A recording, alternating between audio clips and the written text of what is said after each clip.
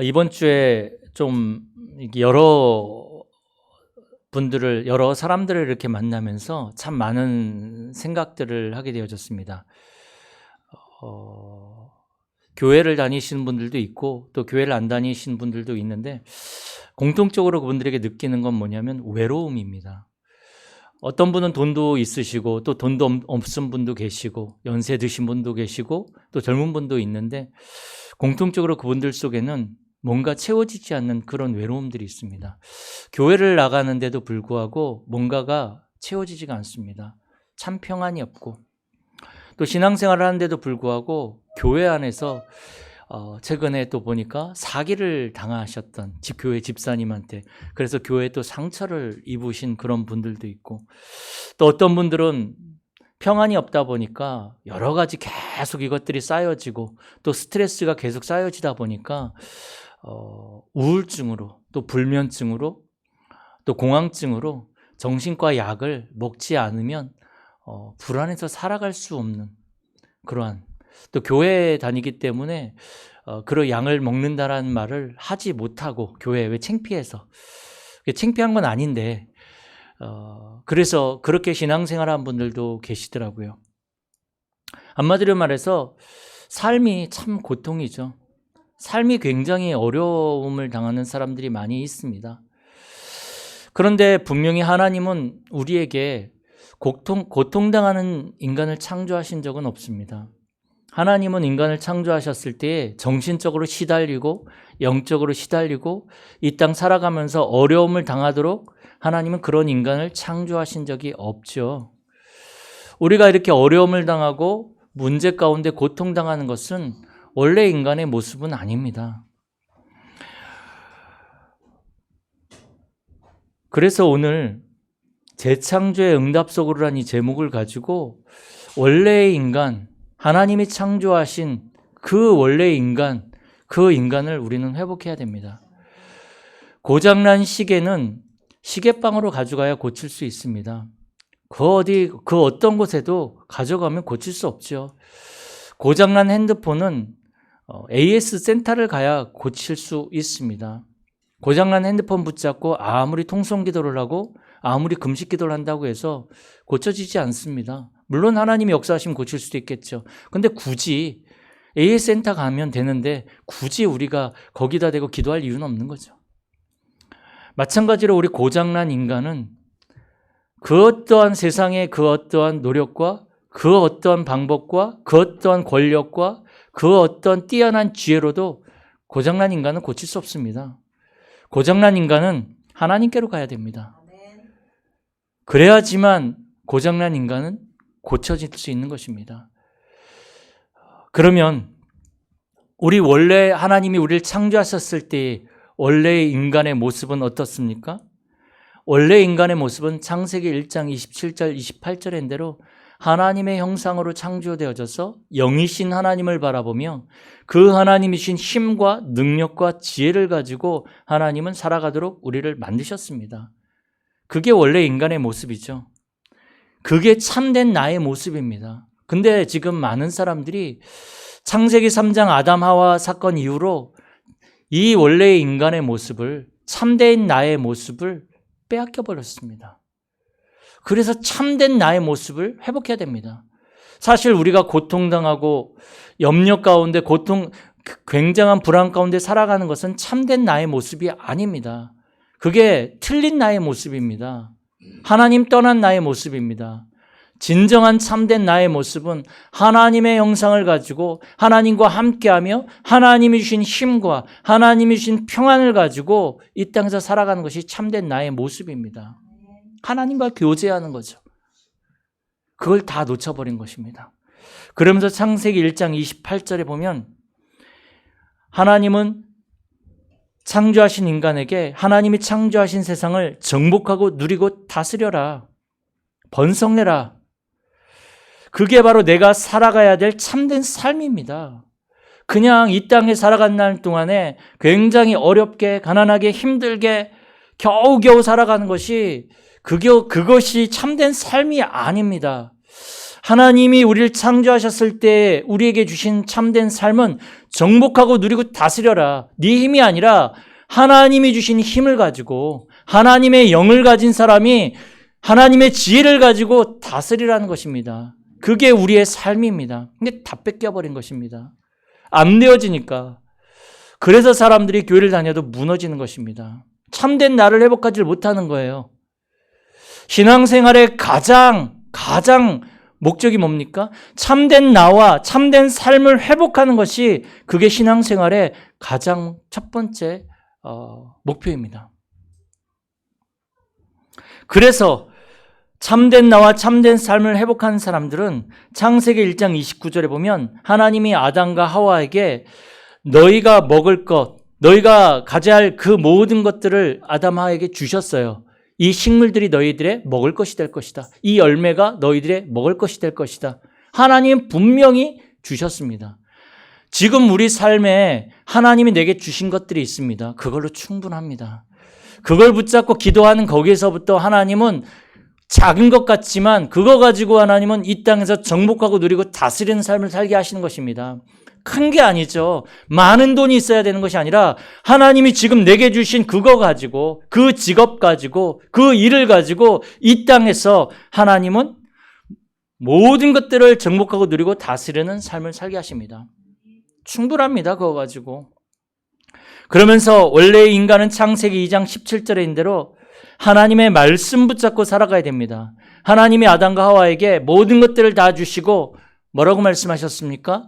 선악을 알게 한 나무의 열매를 먹지 말아라. 네가 그것을 먹는 날에는 정령 죽으리라. 그 말씀 붙잡고 살아가야 돼요.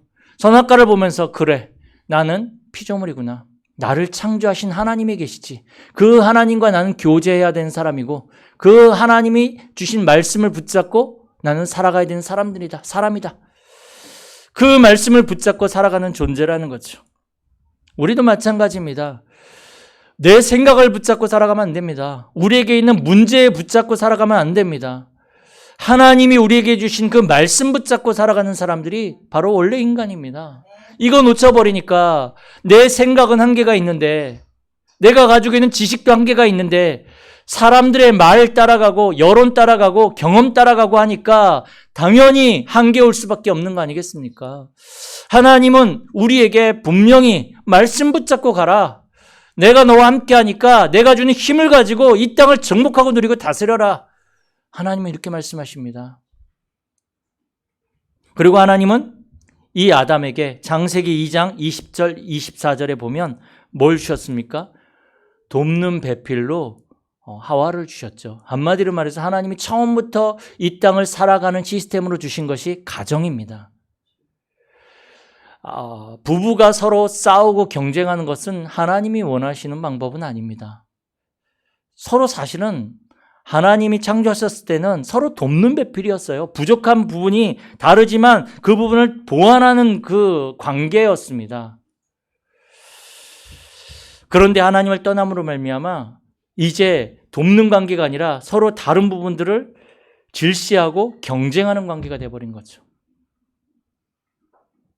우리가 그렇잖아요. 서로 막 이제 남녀가 좋아해가지고 막 결혼을 하면 눈에 뵈는 게 없으니까 단점도 되게 좋아 보이고 정말로 진짜 하늘의 별까지 따다 줄 수 있을 만큼 믿음이 생긴단 말이에요. 하나님에 대한 믿음은 없으면서 이 상대방에 대한 믿음은 있어가지고 근데 막상 결혼을 딱 해보니까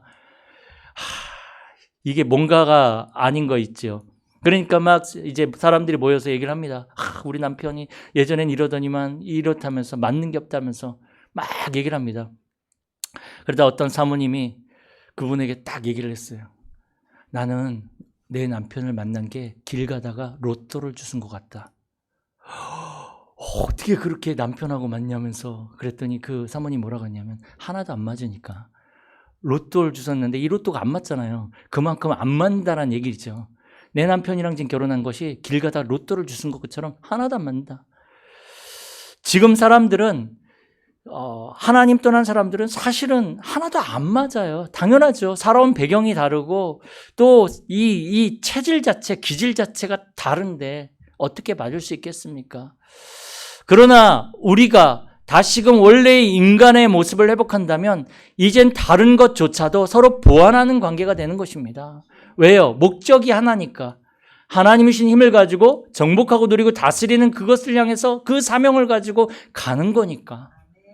그러니까 경쟁과 싸우는 대상이 아니라 이제 서로 보완해서 그것을 향해 가는 관계가 되는 거죠. 이게 원래 인간의 모습입니다. 그런데 이 원래의 인간의 이 모습이 또 원래의 이 사람의 그 삶이 이제 완전히 실패한 일이 발생하게 됩니다. 그래서 우리의 모든 삶과 현장이 다 실패해버리는 거죠. 뭘 해도 실패할 수밖에 없어요. 그게 창세기 3장에 나오죠. 최초의 인류인 아담과 하와가 하나님의 말씀에 먹지 말라는 그 선악을 알게 하는 나무의 열매를 따먹게 됩니다. 한마디로 말해서 하나님의 말씀에 불순종한 거죠. 누구의 말을 듣고 불순종했습니까? 사단의 말을 듣고. 어떤 말이었습니까? 네가 하나님 될 수 있어. 네가 그것을 먹으면 하나님과 같이 될까 봐 하나님 먹지 말라는 거야. 그 아담의 말이 아담의 마음속에 이제 그래? 그 말을 듣고 그 열매를 딱 보니까 먹음직도 하고 보암직도 하고 지혜롭게 할 만큼 탐스럽기도 한 나무인지라 그 열매를 따먹었단 말이죠. 그리고 자기만 먹은 게 아니에요. 자기와 함께 있는 하와에게도 아담에게도 그 열매를 주어서 먹게 하죠. 그래서 우리가 실패한 것은 우리의 잘못하고 상관없이 최초의 인간인 인류의 대표인 아담과 하와의 그 범죄함으로 말미암아 그것이 우리에게 영향을 주게 된 거죠. 그래서요, 하나님을 떠나 있는 모든 사람들은요, 자꾸 창세기 3장 이 사건에 하나님 떠난 사건에 휘말리게 됩니다. 어디에 있든지 간에 하나님을 떠난 이 영적 문제가 계속적으로 내 삶 속에, 내 인생에, 우리의 가정에, 우리의 후대에게 계속 들어옵니다. 하나님을 떠난 그 모든 어려움들이 무슨 일이 있으면 그 일의 창세기 3장이 완전히 하나님을 떠난 그 사건들이 영향을 줘버리는 거죠. 막 휘말려버리는 거죠. 그러니 창세기 3장 16절에서 20절에 있는 대로 어쩔 수 없는 상황들이 만들어지는 거예요.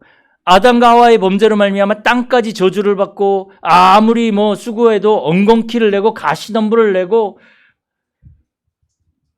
내가 아무리 수고를 해도 어쩔 수 없는 상황들이 계속 고통과 어려움들이 올 수밖에 없는 거예요. 그게 창세기 3장 16절에서 20절 아닙니까?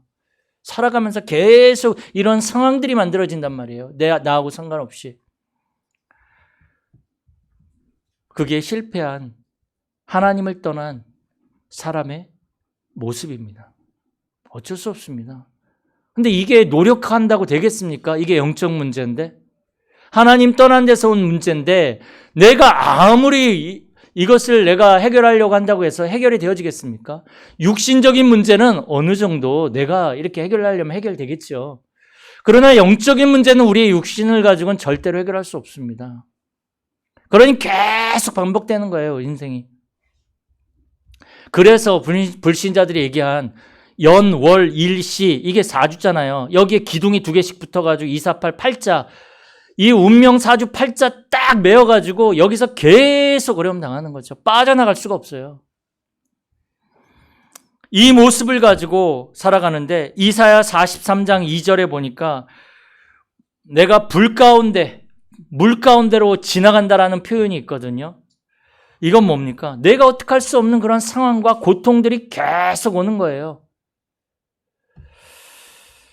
내 힘으로 어떻게 막을 수가 없는 거예요. 물 속에 들어가면 내 힘으로 그 물 속에서 내가 마음대로 움직일 수 있나요? 마음대로 못 움직입니다. 물 가운데로 들어갔을 때 얼마나 고통스럽습니까? 우리의 인생에 그런 일들이 일어나는 거죠. 내 힘으로 할 수 없는 게 인생입니다. 이게요, 젊었을 때 저도 그렇지만 뭔가를 할 수 있을 것 같았어요. 내 마음대로, 내 뜻대로. 그래서 젊었을 때는요, 내 마음에 안 들면 막 싸우고 그냥 때려치고 하다가 실패하면 그냥 아이고 다시 하면 되지. 근데요, 점점 나이를 먹으면 먹을수록 제일 먼저 힘이 없고 그리고 선택의 폭이 좁아지고 안 되어진다라는 그러한 상황들이 더 나에게 엄습해 오더라고요.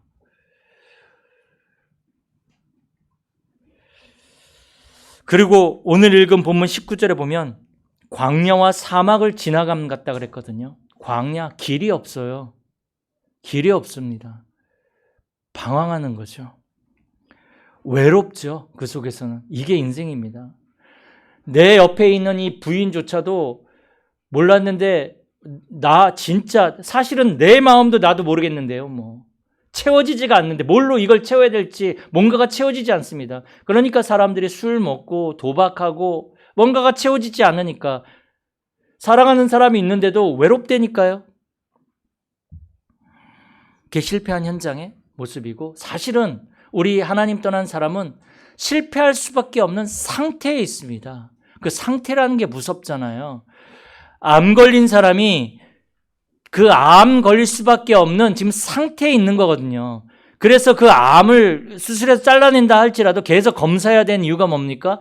암이 자랄 수밖에 없는 지금 환경이 만들어졌어요. 육신에. 상태가 됐단 말이죠.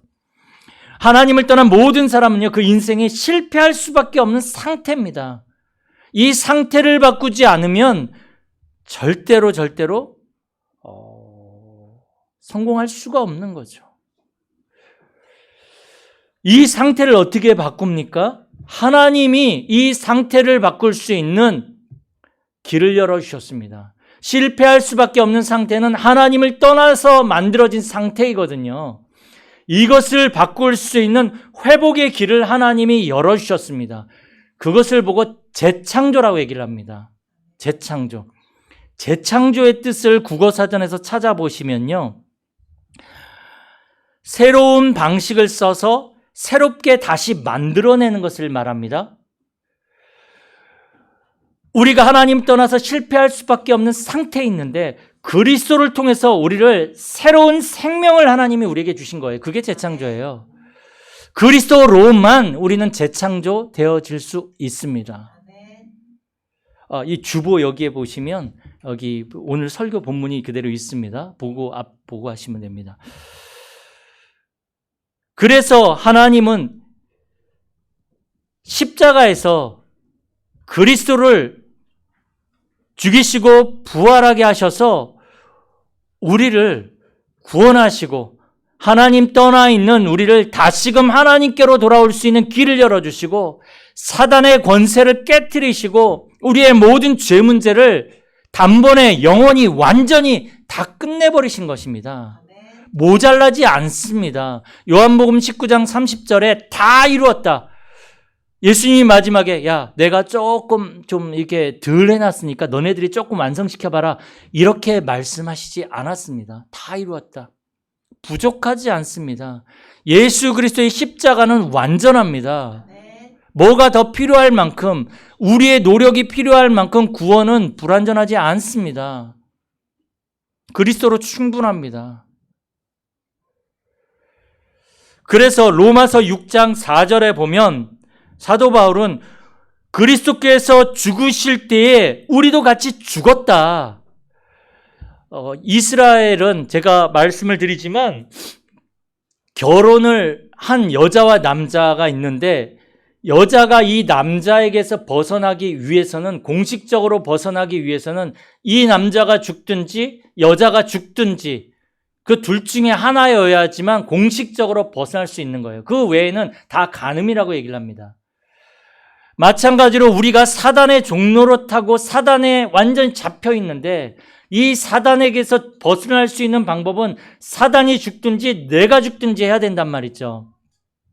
근데 사단은 죽는 존재가 아니란 말이죠. 그럼 내가 죽어야 되잖아요. 그리스도께서 십자가에서 죽으실 때 우리도 죽은 겁니다. 십자가에서. 그리고 예수 그리스도가 십자가에서 부활하실 때 우리는 새로운 생명으로 다시금 새 생명으로 태어난 것입니다. 그게 재창조거든요. 그래서 더 이상 사단은 나를 올가맬 수가 없습니다. 새로운 생명을 얻었는데 예전에 죄 아래에 있던 사단의 종로로 다던 나는 죽었습니다. 근데 다 우리가 또 그 밑으로 막 들어가려고 몸부림칠 필요는 없지 않습니까? 그래서 갈라디아 2장 20절에 보면 사도 바울은 이렇게 고백을 합니다. 내가 그리스도와 함께 십자가에 못 박혀 죽었나니 그런즉 이제는 내가 산 것이 아니요 오직 내 안에 그리스도께서 사신 것이라. 내 안에 그리스도께서 사신 거죠. 내가 그리스도 안에 있는 거죠. 그래서 우리는 고린도후서 5장 17절인 대로 새로운 피조물, 재창조된 것입니다.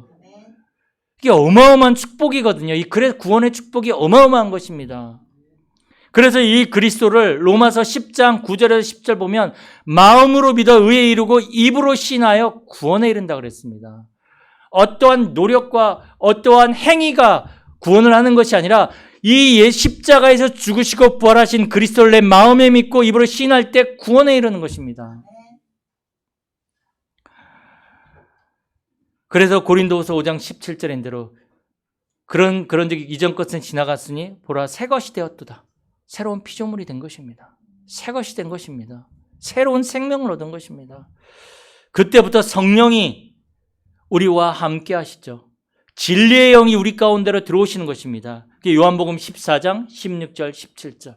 하나님의 영인 성령께서 진리의 영인 성령이 우리 안에 들어오시는 거죠.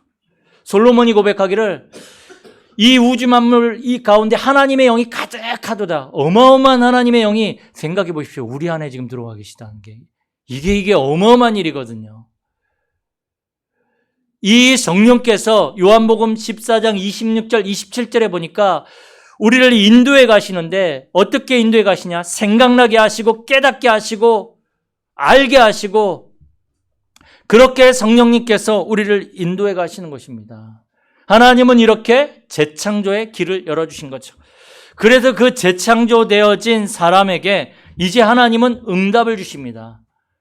어떠한 응답을 주십니까? 오늘 읽은 본문 21절에 보면 이 백성은 내가 나를 위하여 지었나니 나를 찬송하게 하려 함이니라. 저와 여러분들은 하나님을 위해서 지음을 받은 사람들입니다. 지금 내 상황이 어렵고 내게 굉장히 문제가 있고 초라해도 우리는 하나님을 위해서 지음받은 백성이라는 거죠. 자부심을 가져도 좋습니다. 하나님이 우리를 지으신 목적이 뭡니까? 결국은 우리를 통해서 하나님이 영광을 받으시고 찬송을 받으시고 창세기 1장 28절에 정복하고 누리고 다스리는 그 일을 우리에게 감당하게 하시려고 하나님은 우리를 만드신 것입니다. 그래서 그 사람에게 하나님은 19절에 보면 오늘 19절 보라 내가 새 일을 행하리니 이제 나타날 것이라. 새 일을 행하시는데 하나님은 한 가지 방법으로만 응답하시지 않습니다. 여러 가지 방법으로 우리를 구원하시기도 하고 여러 가지 방법으로 하나님은 우리를 통해서 일을 해나가시는 것입니다. 그것이 이제 우리에게 눈에 보일 만큼 나타내 보여주실 것입니다. 어려움을 통해서 보여주시기도 하시고 사람을 통해서 보여주시기도 하시고 사건을 통해서 하나님은 이 새 일을 하나님이 하시는 새 일을 보여주실 것입니다. 그러면서 너희가 그것을 알지 못하느냐 반드시 내가 광야의 길을 사막에 강을 내리니 이스라엘 백성들이 애굽에서 출애굽해서 원수들이 그 홍해 가운데 다 수장되어지고 출애굽에서 이제 하나님이 강을 가르시고 이제 광야에 이스라엘 백성들이 들어왔습니다. 광야의 특징이 뭡니까? 길이 없어요. 이정표가 없는 거죠.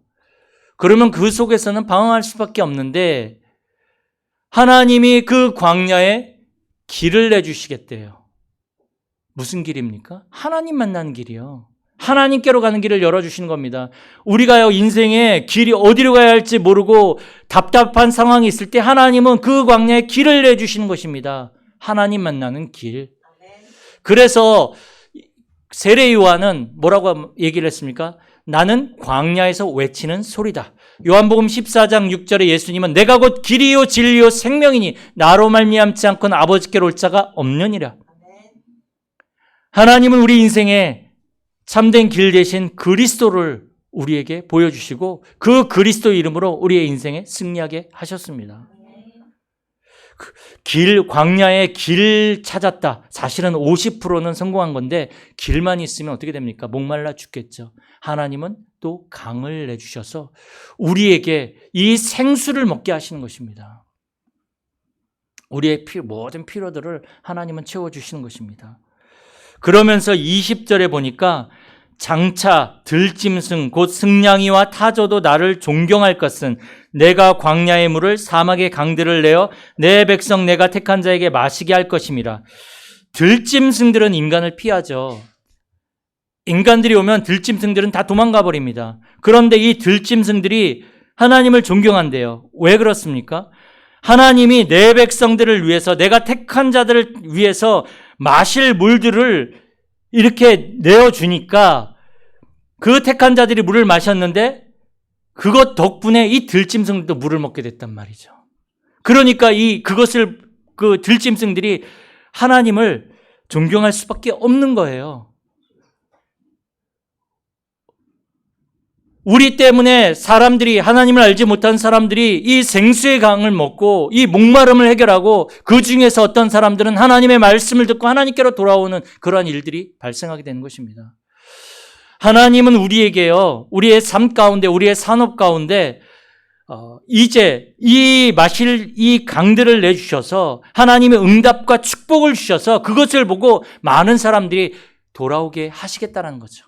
하나님이 살아계시는구나. 저 사람을 보니까 하나님이 역사하시는구나 라고 볼 만큼 하나님은 그렇게 우리에게 이 사막에 강을 내주는 것처럼 그렇게 하나님은 응답하시겠다라는 것입니다.